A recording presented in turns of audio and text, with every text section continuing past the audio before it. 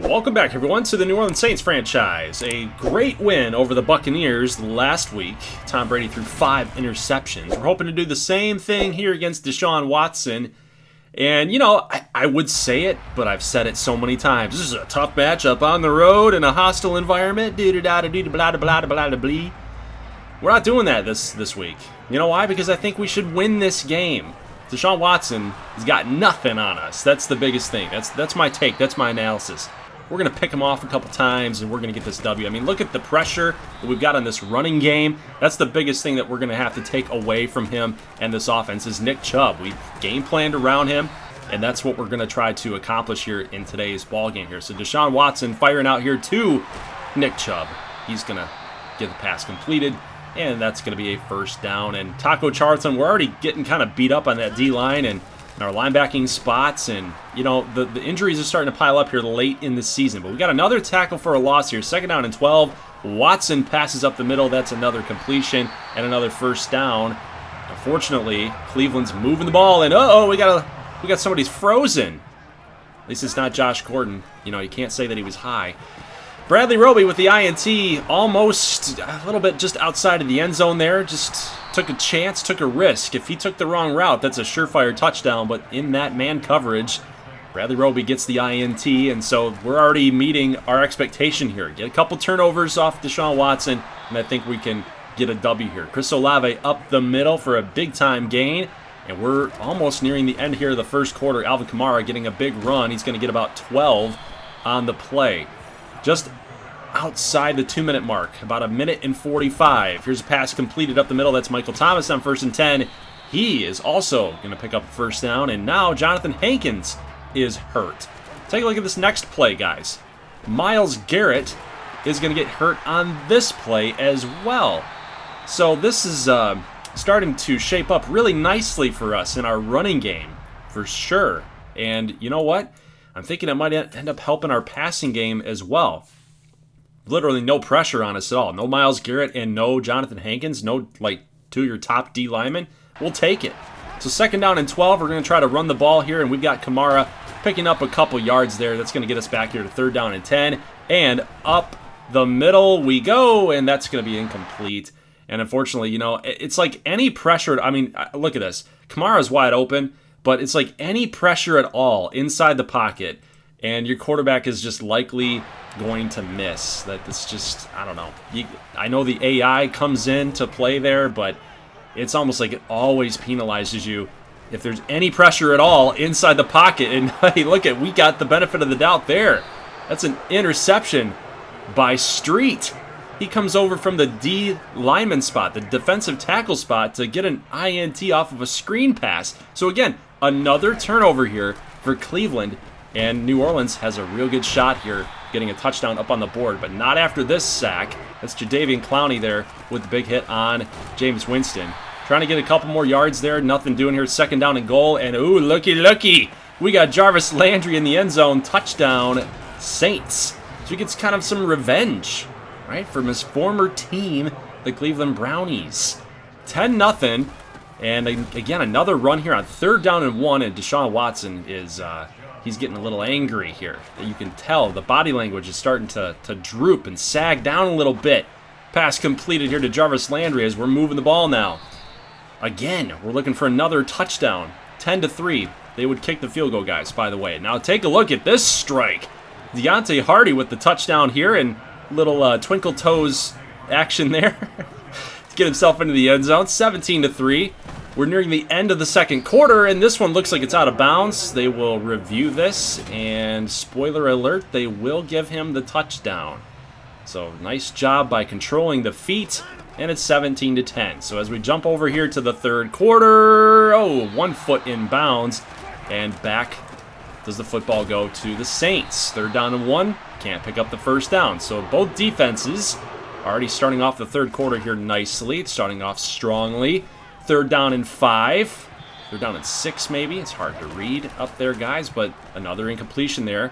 And Watson can't get it done. Can't move the ball. We get a sack again. That's Clowney on Winston. Now 3rd down and long. Jameis. Trying to find Jarvis there. Incomplete. Got to go back to Cleveland's next possession. 3rd down and 8. Check down. Big hit. Nice job by our defense. It's Dowell there at the big knock. 3rd down. Medium. Winston. Pass completed. Oh, what a risky toss that was. That should have probably easily been picked off had the corner located the football. But now we got the Seattle play. I love this play. Take a look. Just wide open. Taysom Hill. Love it. 1st down. That's a big one here. Move those chains. Look how far that Jameis was dropping back in the pocket. I think those yards should count. Instead of from the line of scrimmage. Look at this throw. That's a great throw. He was wide open. That's Michael Thomas with the drop. We're going to go back to Seattle. Incomplete. Although he did catch the pass. That's Deontay Hardy, but didn't get 2 feet in bounds. 3rd down 10. We're going to go for it again. And the AI has to kick in, of course. And Jameis throws it way out of bounds. But luckily, Will Lutz comes in. Field goal time. 20-10. Up by 10 points. Been a very low-scoring affair here tonight. And a pass completed. That's the little tight end option play. That seems to always be open for the CPU. Watson going to fire off his back foot. You got to jump for the football there. Come on, PJ Williams. What is that? And then we can't get the right alignment. Can't get the man align. Man on man, hat on hat. And we got nothing going there. So touchdown at the back of the end zone for Cleveland. They get this thing 20-17. And I'm shaking a little bit now. You know, three-point lead here. 3rd down and 6. You got to convert this thing. Pass completed to Kamara. Get the 1st down. He does. And that should do it, guys. So we were able to kill off some time, kill off those timeouts for Cleveland. And we're just going to go ahead and kneel this thing, and we get a W. So that's a very good win. Again, I can't say that they're a tough team, but the Browns they're all right. They're all right. But that's a good win in Cleveland, of course, with that dog pound and that fan base. It's always a tough place to play. So there it is. I said it. I didn't say at the very beginning, but now I did. All right, so statistics. We got 2 interceptions off of Deshaun Watson. I think that's kind of what changed the game for us. Running game, I thought, was effective. No touchdowns for Kamara, but we did have some touchdowns there through the passing game. I like to see what we did there. Michael Thomas over 100 yards yet again. Hardy and Landry, both a touchdown each. And our defense played very well, I thought, with a couple sacks and tackles for losses. And, of course, the interceptions as well. So I'm going to take that. I'm going to take that performance, and I think the sliders that we moved down a little bit, you guys said it in the comment section that we needed to lower the interception slider, yet Deshaun Watson still threw 2. Now, our defense is actually an 87 overall team, so again, I think, or a unit, I should say, but I think I'm going to have to move that down even further.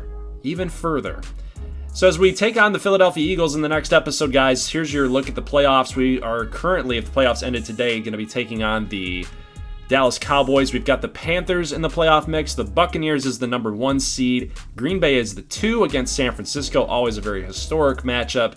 And there, of course, the Rams are at number 3. If you take a look at the playoff side on the NFC, we've got the Bucs, 49ers, Rams, and Panthers. All teams that we've played against. We have not played against Dallas or Green Bay. And we've currently split the series against Tampa Bay. So there's 1-1. We lost to the Panthers and the 49ers, so there's 2 extra losses. We're 1-3, and we beat the Rams.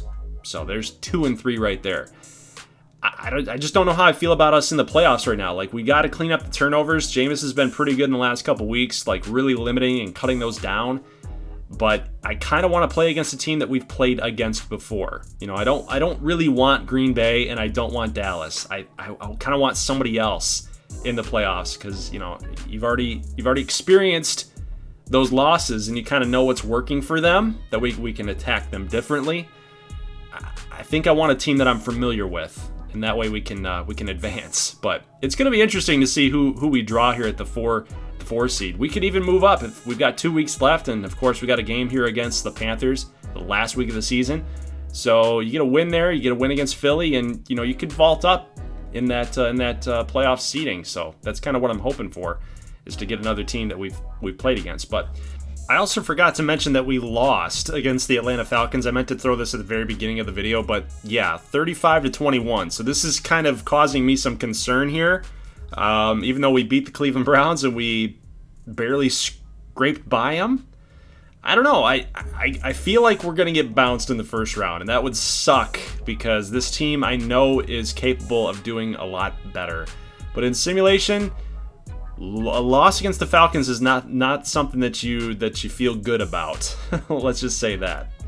So, guys, let's go ahead and get into the draft profiles for wide receivers and tight ends. And admittedly, I did not show gameplay for every single player. There's a lot of wide receivers. I think there's like 40 of them. That's a lot of gameplay to capture here, and especially try to get good gameplay for these guys. So, trying to pump these videos out for everybody as quickly as I can, it's not doable. So, we'll talk about their statistics, we'll talk about their production, kind of their mold and their archetype, and kind of where I see them and kind of how they are going to be in the draft class. But yeah, I think that's going to be kind of fun. So we'll talk about wide receivers and tight ends next week. So after the Philadelphia game, we'll talk about offensive linemen and defensive linemen. And against the Panthers in that final week, right before the playoffs, we're going to talk about linebackers and defensive backs. And then we're into the playoffs, hopefully. So let's get right into it.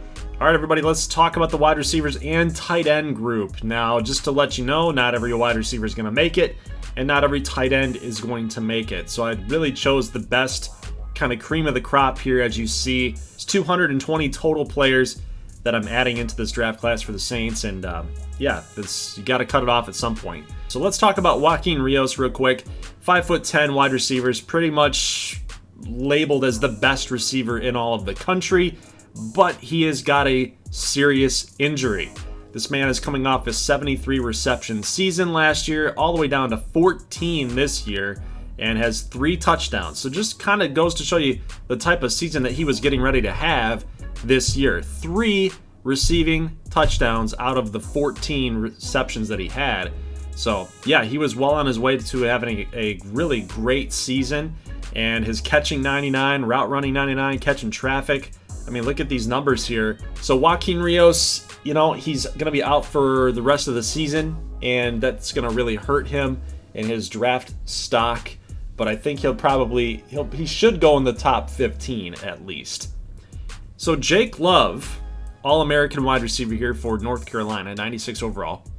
A little bit faster than Joaquin Rios. A little bit taller by 1 inch, but take a look at his catching, his spectacular catching traffic, jumping. Very, very Joaquin Rios-esque. But the thing with Jake Love is that he is going to get knocked a little bit because he is a possession type of guy. You can see his numbers here, 66 grabs for 971 and 8 touchdowns.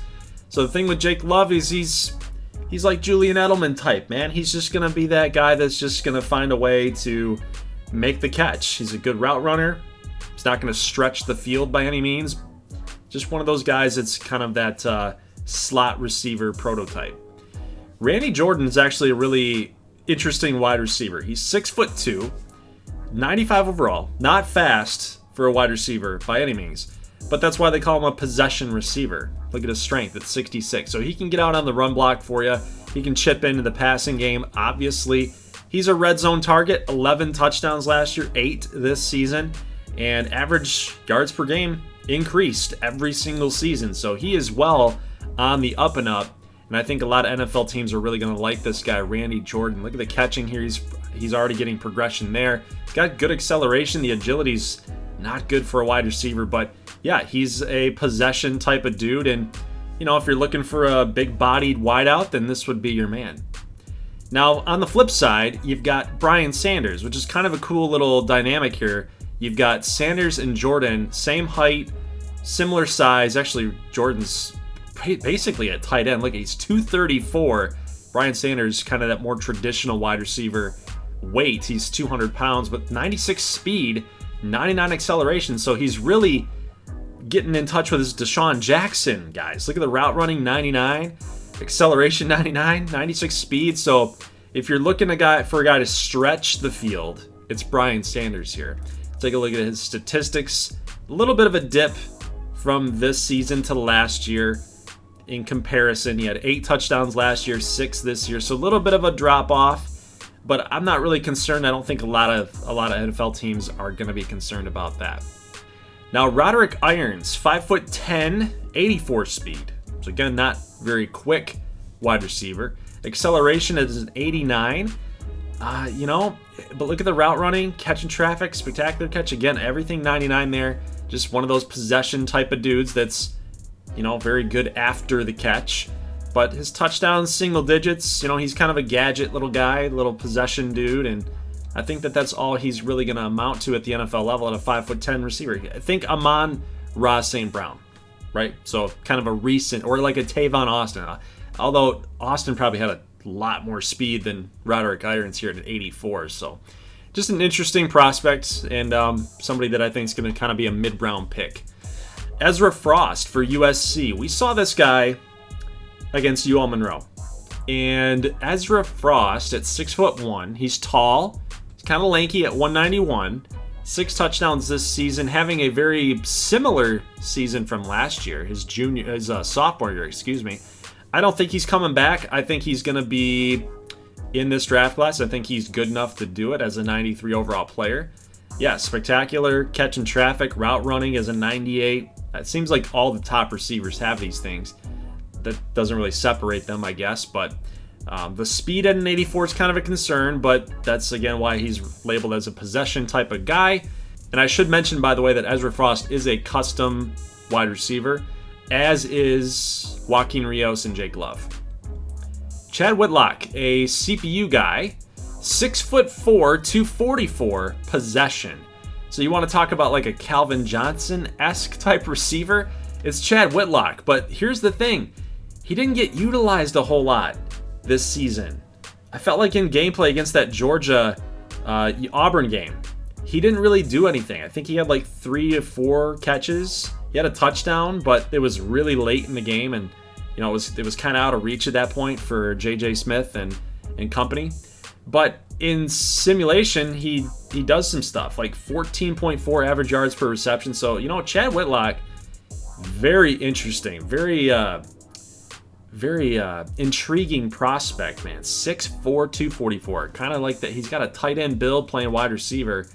I don't know. He might have to shift to tight end if he can't really get the separation at the next level. But yeah, I kind of like Whitlock. I'm interested to see how he does at the next level.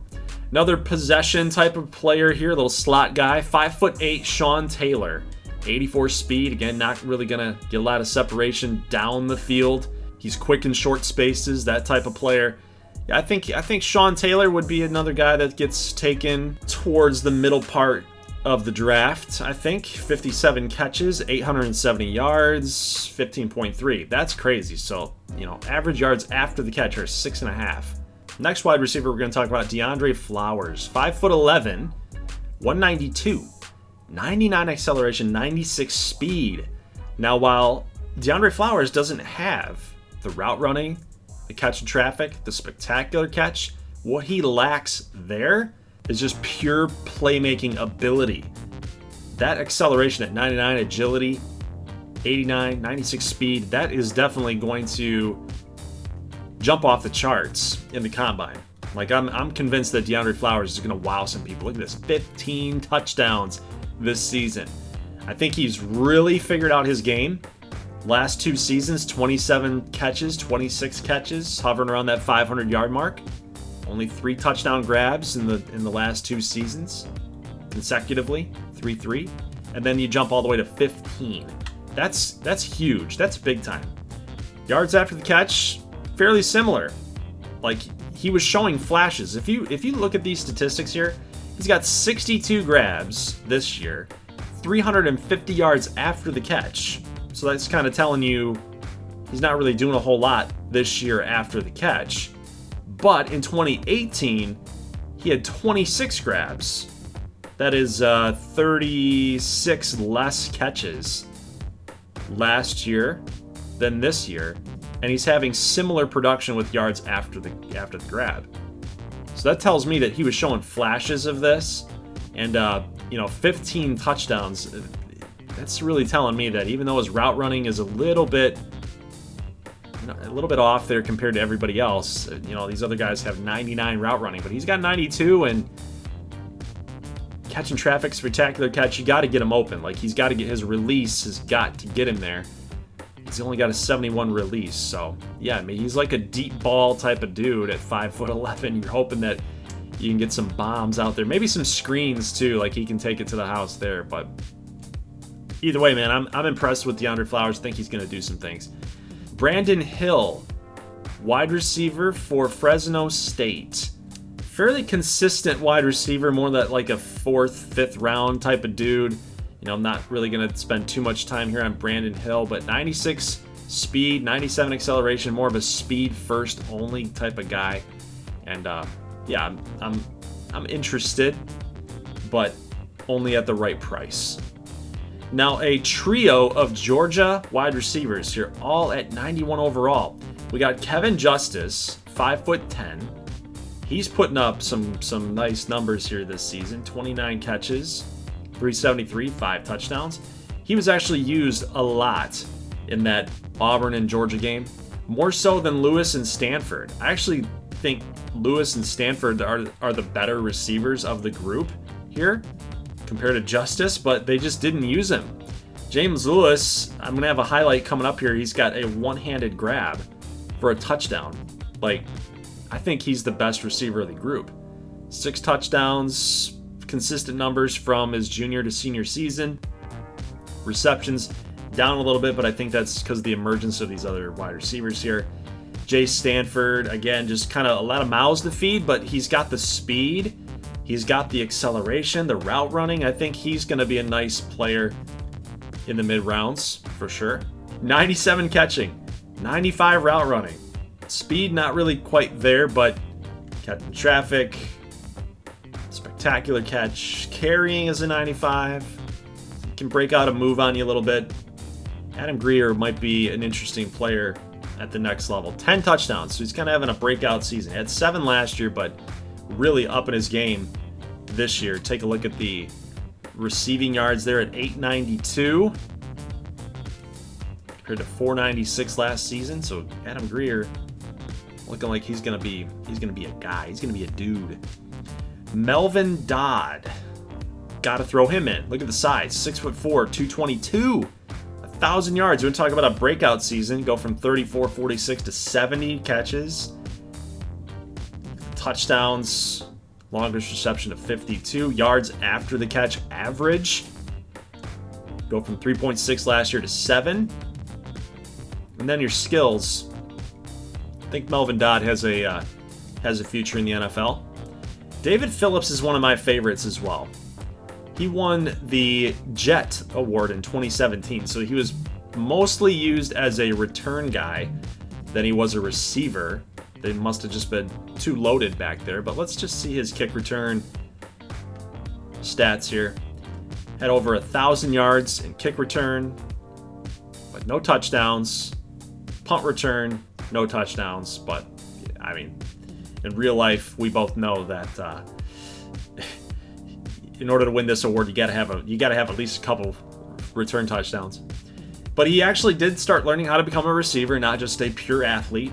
34 grabs last season, 58 this season. Nice progression there. 11 touchdowns and 7 yards after the catch. That tells me that, you know, being a good kick returner plus being able to have that statistic, yards after the catch, tells me you know how to set up your blockers and you know what to do with the football once it's in your hands. So David Phillips is kind of one of those interesting players to me where at 6'2", he shows off some good size. He might be used kind of in a similar type of situation where he's at a 71 overall. Might get a little bit of a bump because he won an award. But, you know, he must be one of those guys that, you know, you can draft mid-round, mid to late rounds. Have him sit the bench a little while, be a return guy for you. And then eventually start learning how to be a receiver. Might be a good little move right there. Next player is Travis Mark from Pittsburgh. Now, I'm interested in Travis Mark's numbers here because his quarterback is terrible, like we talked about. He's just not good. He's so bad. And that would be Clint Turner. The dude is a walking interception machine. But Travis Mark is putting up the numbers, guys. 59 catches, 906, 9 touchdowns. Seems like Clint Turner really likes him. Like, that's his go-to guy. And he's got the skills to prove it. 92 route running, catching is an 86. That could be a little bit higher. That might be the one knock on Travis Mark, even though he's got a lot of yardage here. 906. He's closing in on that 1,000 marker with a bowl game. Maybe maybe they don't count the bowl games. I know they're not playing for a conference championship, but yeah, might be a sneaky little guy late. Cristiano Fernandez is another player. We do have gameplay on him. Some very good highlights for Cristiano Fernandez. He's another rename player. 99 route running, 96 catching traffic, catching 77. So that one's got to be moving up there a little bit, I think. That's going to be the knock on him.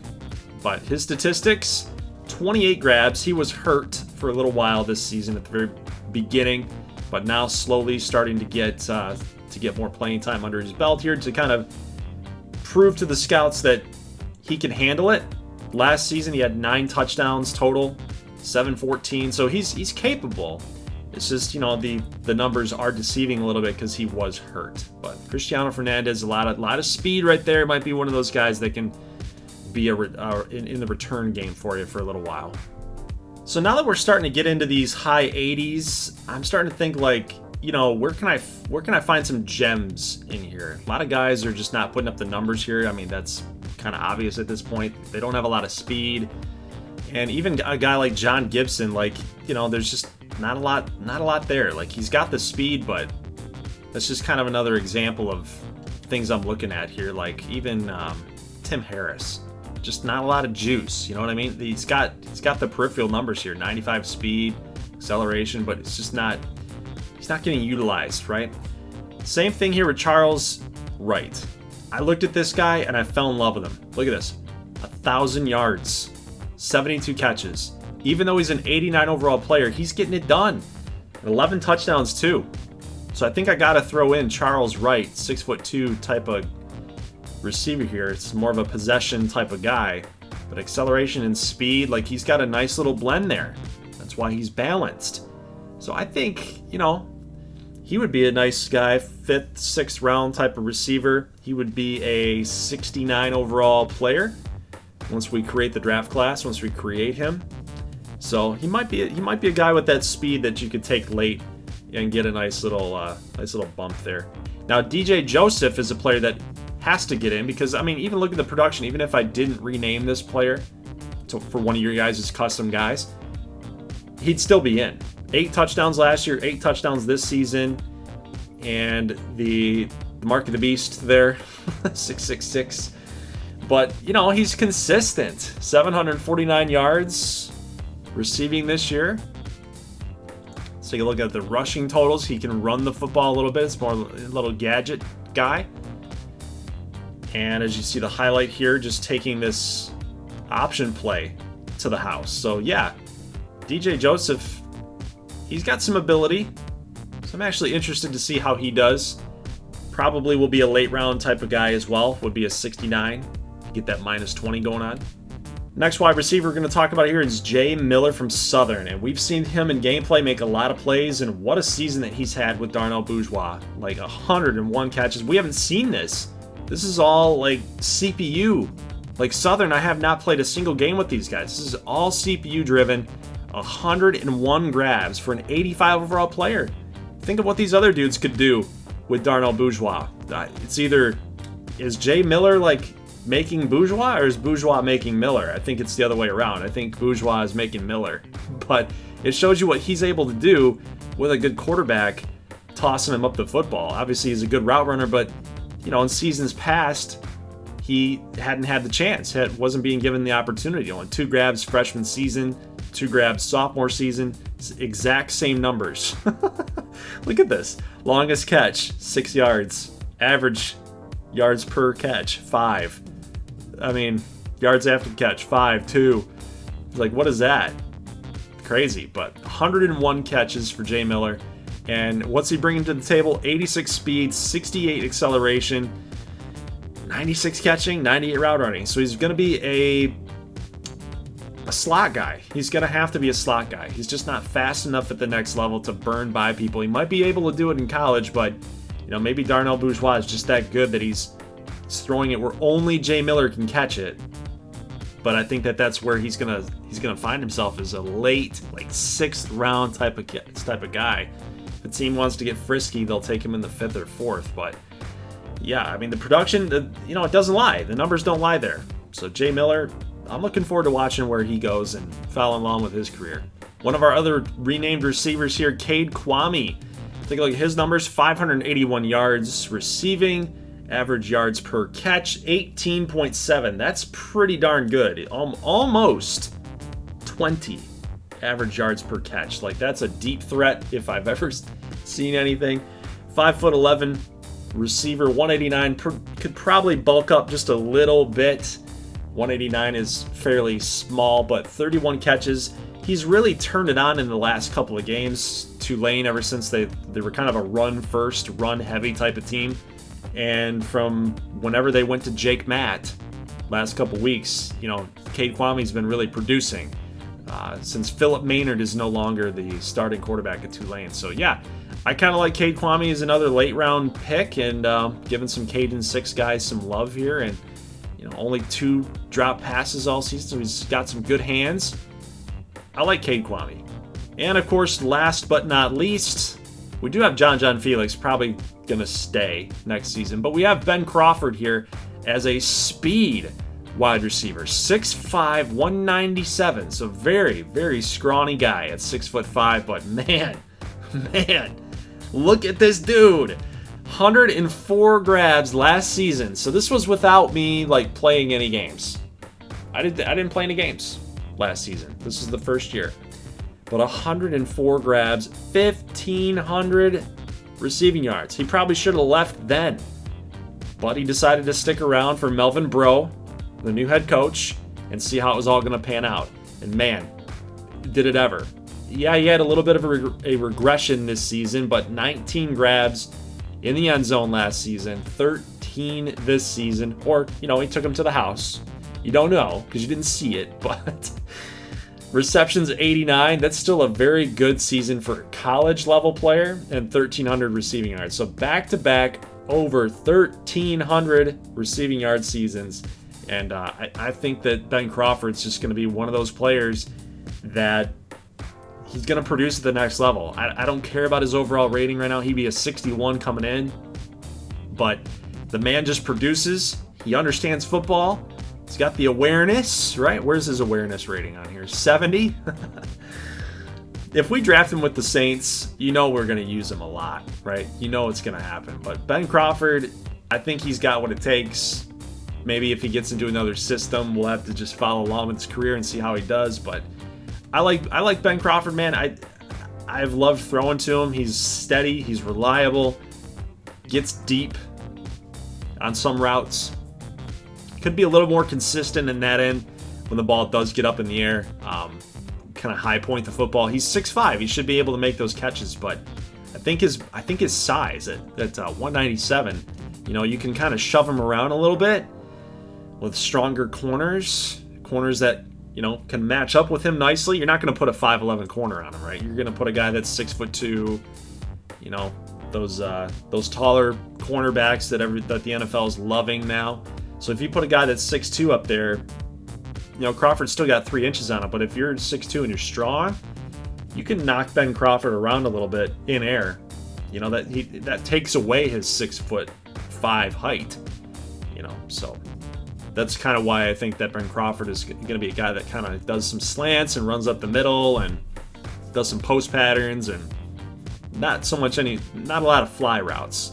Traditionally, a guy that's 6'5" that's got some size, you're going to throw this thing up in the air, you want him to go get it. 94 speed, maybe he might still be able to do that, but he is still fairly scrawny at 197. So we'll see how it all plays out. I hope that I'm able to go out there and grab him. All right, that's it for the wide receivers. That's a lot of those guys in there, man, but thanks for sticking with me because now we're moving over to the tight ends. Hans Brolo, 6'8", 245. This is a huge dude, and he can't run very fast. I don't expect him to. He's a great blocker, and he's a really good pass catcher. So everything that you want in a tight end, he can do it for you. 46 grabs this season, 715, 11 touchdowns, and 7.8 average yards after the catch. So Hans Brello is just one of those dudes that can do it all. He's a do-it-all tight end. He's not going to be the best athlete on the field per se, but he's an extension of the running game and an extension of the short passing game as well. He can run block, he can pass block. Like, he can do it all. He's what you want in a tight end. He's not a one-dimensional tight end. Kevin McRae from Oregon, 6'5", 243, so another guy with some good size, but he's more of that vertical threat. So where he lacks in the pass blocking and the run blocking, McRae's a good route runner. He's a good receiver as well. Look at the acceleration and the speed. Yeah, for a tight end, that's really good. 99 catching. So if you're looking for a guy that is like Travis Kelce or like a Darren Waller, Hunter Henry, this would be your guy, Kevin McRae. And honestly, if the price is right for this type of player, I think that we might want to consider that option. You know, Taysom Hill, I don't really know what his contract situation is, but we also have Adam Troutman at tight end too. So those guys aren't going to be around forever. And given our contract situations, Taysom Hill might need to just become a wide receiver instead of a tight end. Or he might be needing to become a running back. Like, honestly, that's how bad the contract situation is right now, is we've got to really kind of scrape the bottom of the barrel here and find these little cheapy ways to be more versatile and have utility guys at our disposal. Kevin McRae might be one of those guys that, you know, we can grab to replace Taysom Hill. Next player up, Sonny Wesley, a senior, 6'5", 267. So he is labeled as a blocking tight end. You can see his statistics here. He's not going to be a pure pass catcher. Catching traffic is an 84. It's not terrible. Route running at an 87. That's pretty good. Pass blocking, run blocking.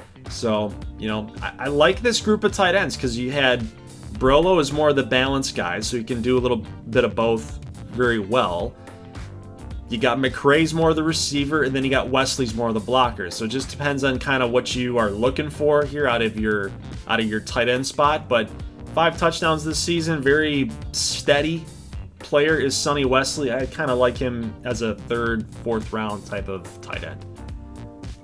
We actually didn't talk about Kevin McRae's statistics here. 36 grabs, 400 receiving yards in each of the last 2 seasons. And again, I think the Aaron Chavez analysis applies here to Kevin McRae. I think that their lack of production offensively is coming from the quarterback spot. They have a true freshman at quarterback playing this season, and I think that that's showing up here this year for Chavez, McRae, any Oregon offensive player. Next up, we got a tight end, Kurt Scott. What a name. 6'2", 229, receiving tight end. Take a look at his numbers here. Now, this guy, look at those numbers. 10 touchdowns, 3, little bit of a drop-off. Similar production, but a little bit of drop-off in touchdowns. 7 grabs this season in the end zone. 73, longest reception there. Look at the average yards after catch, 7.4, 7.7. This is a guy like Darren Waller, if I'm going to say that. This is a guy like Darren Waller. Let's take a look at the stats here. Speed is an 88 at tight end. Whoa! 88 at tight end, catching traffic, route running, man. So not too keen on the blocking side of the game, but wow, okay. So Kurt Scott, if you want a receiver playing tight end, that's your guy. Landon Matthews, 6'5", 268. So look at this dude. He is huge. He's a matchup problem too. So kind of like Hans Brolo and Kevin McRae, this dude, Landon Matthews from Michigan, is going to be a problem as well. Maybe a Jake Butt type. 85 speed, 89 acceleration, 95 awareness, 95 catching. So again, pass blocking, run blocking could be a little bit better. But next up, we got Ohio State's Brian Gordon. Take a look. We've got Michigan and Ohio State. So which one's better? I guess we'll find out at the pro level. But 6'6" Brian Gordon, he looks like he's going to be a matchup problem too. He's got a lot of receiving tight ends in this draft class, and it's, you know, I kind of like that. I like the idea of that. If we can, again, move Taysom Hill to running back, to like RB3 RB2 even. I don't know what's going to happen with Kamara. I know that we're going to lose Mark Ingram, but yeah, RB2 might be a spot maybe for Taysom Hill. Or we take a guy late, like Ty Parker. We talked about Ty Parker. Or like Jericho Burks.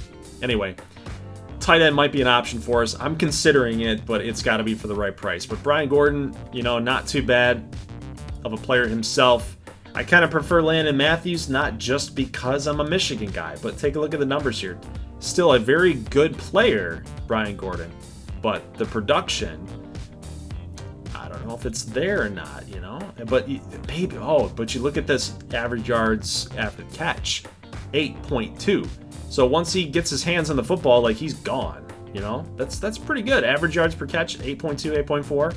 That's consistency right there. So you know what? Maybe Brian Gordon is better. Drop passes, none. He's had one in his entire career. Out of 69 catches, one drop pass. That is interesting. How many did Matthews have? This is interesting. So out of 104 receptions, Landon Matthews had 3. That's very, very tough. How many of the Hounds does Brolo have? Be interesting. 2. McRae, 74. He's had 1 in 74. Very, very tough. Very tough to decide here. Now, one of my favorite tight ends in all of the class. He might not be the best tight end as far as overall goes, but this is a dude that I'm impressed with because he's got that dog in him, man.